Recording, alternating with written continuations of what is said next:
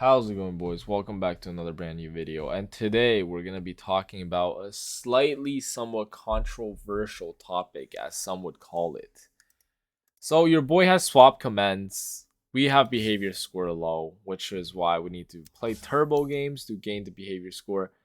Now, with that being said, there is a reason why I was scared today. So, I actually got like a little gift box in my inventory. And normally you should be happy, but not today because I actually opened it and I thought it was the ban you forever thing. So if you didn't know, you would get like a little gift box, and when you open it, you would get banned forever for you would get like a toxic piece of coal or something like that, and then you would get banned forever.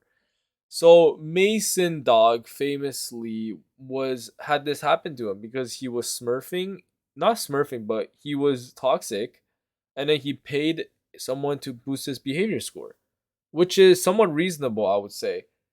Because honestly, who the fuck wants to play Dota with low behavior score? Like, it's actually impossible. I'm actually just sitting here wasting my time.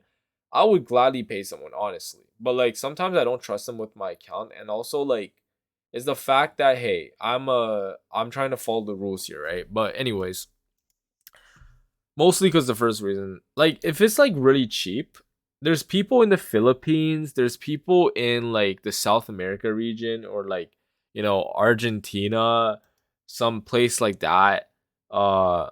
Where's some other places like Argentina, starts with A, like Algeria, stuff like that. Like people literally, they would boost games for like $2, bro. I would pay someone to boost me to 10k, 12k behavior score for like $200.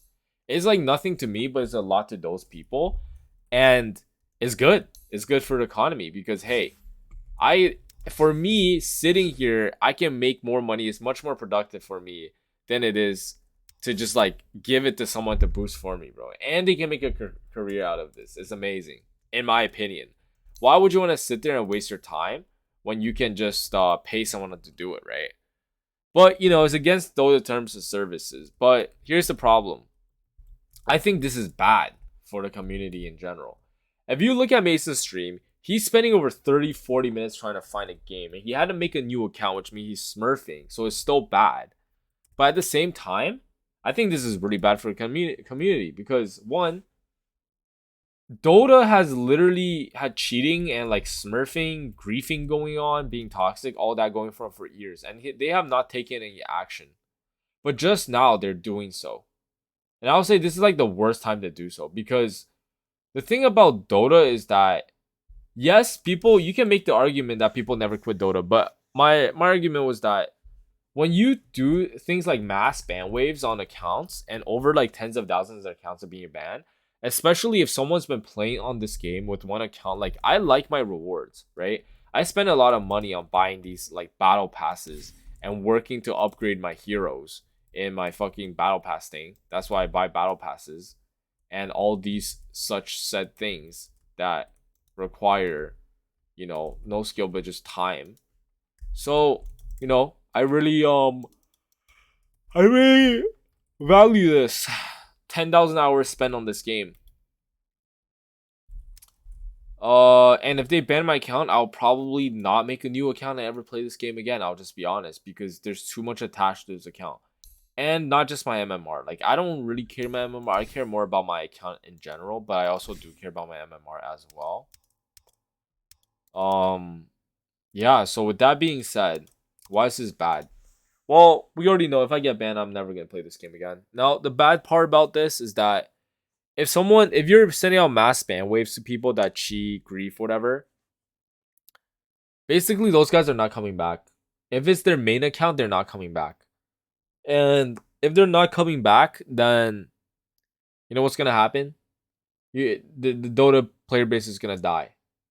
And you might be like, hey, if we don't have those fuckers in our games, isn't it better? Because more people will enjoy the game. That's actually incorrect. Because currently, if you're low behavior score, right? Even if you're high behavior score, it takes so long to find a match. And I'm always playing with the same people. If I have 12k behavior score, I cannot queue in the NA region without being in the same match If I want to play like 10 games of Dota a day, I will play with like the same person like 5 times. And if I'm like literally queuing, especially when you're high MMR, like the game is just unenjoyable, and it takes longer to find matches at night times and whatever. So it's like it literally just makes the game harder to queue because there's less players, and because there's less players, it's gonna make it so the players who actually do play the game will have a less enjoyable time, and they will leave, which in turn is like a spiraling down effect. Somebody. 5 seconds. And the sad part is that people think like banning these, like, okay, if they're like hacking and they're straight up like griefing every game on purpose, then yes. But I don't think Mason should be banned. Like, I honestly don't think he should be banned. Because yes, he's toxic. I don't know exactly what he did, but buying, like, from what I know so far, like he kind of griefed, like was toxic, but then he what's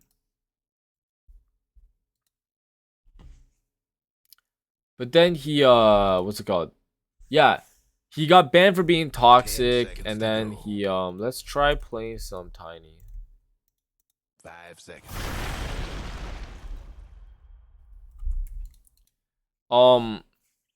Yeah, like, I don't think he should be banned, because at the end of the day, you know what's worse than banning, like, having griefers and smurfs and people like that in your game? Smurfs honestly don't matter.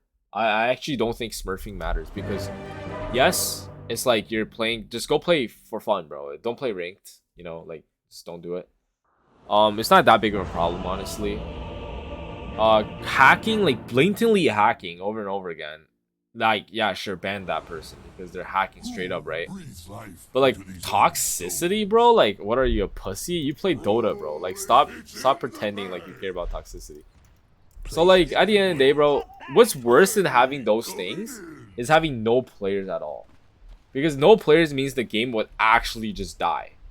And I hope Val realizes that if I'm spending money every year buying battle passes, I spend a lot of money on this game, bro. I probably spend over like 5 grand. Like, okay, maybe not that much, but like a good amount of money on this battle pass, random stuff, marketplace, just like everything in general, bro. I spend so much money on this game, and if they ban someone like me, then they're gonna lose money. If they ban enough players, they're not gonna have enough money to even fund a support team. And what's gonna happen after that? Dota's not gonna get updates. You know, they're gonna have less funding, so there's less updates, and then the game's just slowly gonna die out. There's no point, really. There's a lot of those old MOBA games, right? Old, like, online game, flash player games, like AQW I used to play. It's called Adventure Quest. They don't ban any hackers. They did one time and they realized their mistakes, and they never did it again, because they realized those players they banned, they're not coming back.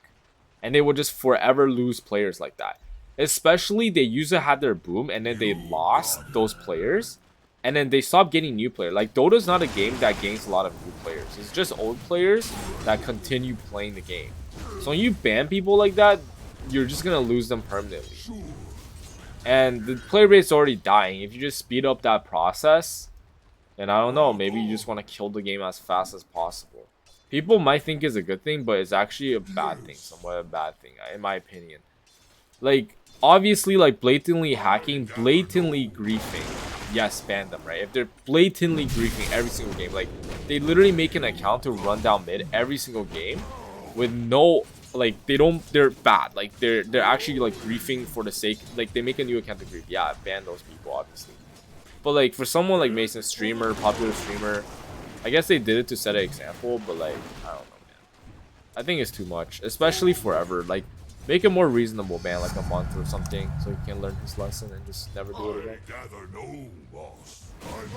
It's pretty harsh punishment, man, honestly.